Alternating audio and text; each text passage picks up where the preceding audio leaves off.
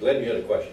Well, actually, just it was more of a clarification. Just if you ever need to do any research on the Brea IT, on the BreaWaste.info site is a complete summary of the costs as well as links to the appropriate budget pages. The reason you might see some confusion is that the city breaks down the Brea IT into 3 separate categories. One is the, quote, enterprise profitable section where they claim there is a $500,000 profit. The other is the city portion of it, what they fund, and then hidden in that line item there is an actual extra amount that is funded within separate departments. And when you add them all up, it winds up to be $5.2 million. It's not easy to come up with. So I just wanted to make it clear that, that was where that figure came from. So I don't want to take any more time from people who want to ask questions. And, Okay, we have a lot of time. We finished a little ahead of schedule. Steve was precise and to the point. Therefore, I think probably a number of you have questions. Try to keep them specific, directed to the point, and because maybe we'll go on for 45 minutes or longer with your questions, and that would be good. So let Steve have your questions. Why don't I just start to my left, and we'll just kind of circle around, okay? Bill? Is that one question? Well, Hey, I made a commitment. let's read it though. I made a commitment last week, if you recall, to Rick. I asked Rick a bunch of these questions, and he gave me some good constructive criticism. I didn't have them down one at a time and so forth. And I told Rick at the closing part of the session, I said, rest assured, Rick, that all candidates will get equal treatment from me. Let's have Keith read Well, it. because of the guidelines you've set up now, I just like to have, I got 2 questions. One is on fire station staffing, and 2 is on waste of taxpayer funds. But under A and B, I have some subjects. Okay, Bill, okay, if I can interrupt you, okay, this is what I'd like to do. I'm gonna answer the first part of the question, and then I'm gonna go to somebody else, and I'm gonna come back, and I'm gonna Yes, hit on the next one. that's what we should do, so we can get everyone in. Let's That's let Keith read it. And then you Well- can- if that's okay. All right. Okay. Explain your position or answer after answering all questions. You choose. Okay. Yes or no? 1, fire. 2, 3, 4 is yes or no. Okay. Okay. Well, I think the candidate should have the opportunity to expand or expound a little bit upon what his answer might be. That's But the right. key point is that we have to get everybody in, so Didn't we'll. hear me. I said 1, 2, 3, 4 is yes or no. And then he, after he answers all 4 questions, yes or no, he can come back and explain his answers, yes or no.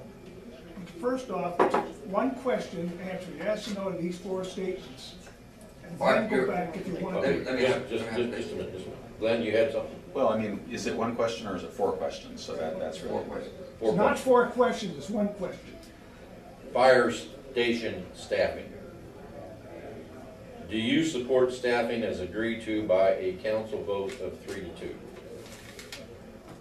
That's a huge question. I would revisit the vote that we took on the fire decision because it was rushed with only 3 weeks review from the city manager. Same thing I said to Rick, Steve. Yes. Yes or no. Not an explanation. Okay. You can come back and explain it, but yes or no. Do you agree or don't you agree?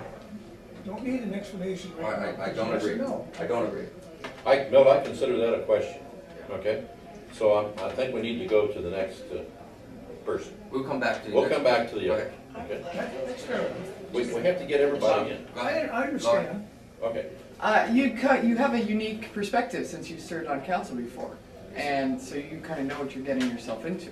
Which, and so I'm wondering what you learned from the first go around.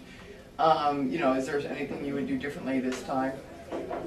And you know, maybe just expand on that. Yes, of course. Certainly, I got frustrated. It was easy to get frustrated, as many of you are finding out now. And you've been involved for many years. I've known Keith and Milt for many years. Wade Mansour in the back, your frustration is now manifest, and more people in the city are starting to get frustrated. Okay? Well, I was there 10 years ago on that council with the same feelings that some of you have today. Okay, and unfortunately, there was a camera in my face all the time. Okay, and it's rough. Okay?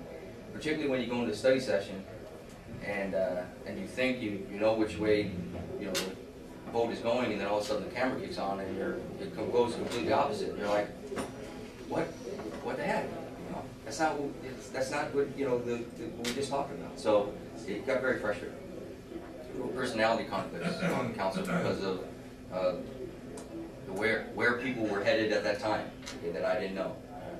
So I think that I've learned a great deal. I've really the experience I've had in the last 8 years, as far as being responsible for 80 people right now, as far as being the chief petty officer, has really helped me to be more even keeled, I guess you could say, in my approach to things. So I'm looking forward to serving, continue to serve the city. Thank you. Thank you. Next. I was gonna ask that, being you had an opportunity to serve on council, what would you do the same, and what would you do different? Well, one of the things, Joy, that was said about my tenure back in from '98 to 2002 was that I just couldn't count to 3. If the vote's going, you already know that it's going it's already going down 3-2. Why vote against it, right? Well, there's principles, and there's there was just there were people out in the community that needed to be heard, and I was taking a position that might have been contrary, but needed to be stated. Taking the different view. And I'll present this to you. Okay? My vote did matter. And if there was one person in the city of Bell that would have stood up and had the same courage that I did back in '98 to 2002, the city of Bell situation would not have happened. Okay? So every vote does matter. And I would contend that I would continue to speak for the people and to do independent research. And I just would not come along to you. Thank you. Mm-hmm. Next. Don't be bashful. George? Okay. Except for the parking issues in Brea, my concern is national and the immigration policy. You see in Arizona, they've gone after the laws, they've gone after Sheriff Arpaio, they've gone after the schools for asking immigrants to produce a green card. I'm just so disturbed by that. What is your position on immigration? Okay, well It's outside the city, Brown, I know, but I'll tell you. I just had. Well, that's a. I thought you were going to do softballs. Anyway, I just. you don't have to answer. My daughter, Shay.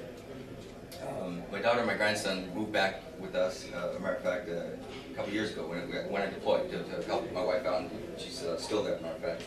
Anyway, so she just re-registered. I said, hey, you got to register to vote, please. So she's already been registered.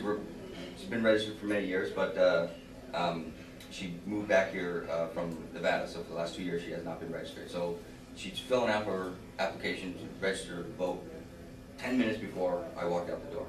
On that application, it said, put your driver's license or your California ID number here, right? And if you do not have a California ID or a driver's license, put the last 4 of your social security number. And it actually says this on the voter registration, if you have one. It's in parentheses. Well, there's something wrong with our system of government if you could register to vote and not have a driver's license or a social security number or an ID. It's just wrong, okay? And that's our government that's doing this, okay? So the immigration issue must be handled at the federal level, and it needs to be dealt with. It's a huge drain on our economy. It affects every aspect of our economy, so it needs to be addressed, yeah, absolutely. Okay, so the next. How many illegals does the city employ? Well, I would imagine none. I don't know the answer, but I would imagine none. I don't believe that we're doing I wouldn't imagine we would be hiring. Glenn? Might it be possible that we are actually hiring in illegals, however, we're doing it under contract? Okay. Because directly, I think we're talking about whether it's direct or indirect, that's all. Okay. Give me something related to city. On in. Yeah. This has to do with fire station staffing. Do you support Station 4 at Hollydale / Olinda Village being staffed with 1 fireman, 1 apprentice, and 0 paramedics? Firefighter and 1 apprentice. Okay, well, first of all, Station 4 is critical, okay? The people up at Hollydale and Olinda Village, they deserve the same level of safety that we enjoy here in the flatlands, okay, if you will. But so fire station number 4 is critical, and it's the fact that was even on the table to close that down or to cut the staffing up there is really you know, it shouldn't even been on the table. It's just wrong. So yes, I absolutely support. I would love to see a full fire station up there, of course, which would cost money. But definitely a firefighter and an apprentice seems to be sufficient at this time. Going to 2 paramedics, you know, the firefighter up there last year put out 3 fires. Okay, and so those fires would have gone out or been allowed to go any further. I think we would have had some disastrous results. So we definitely need a firefighter out there for sure. Debbie?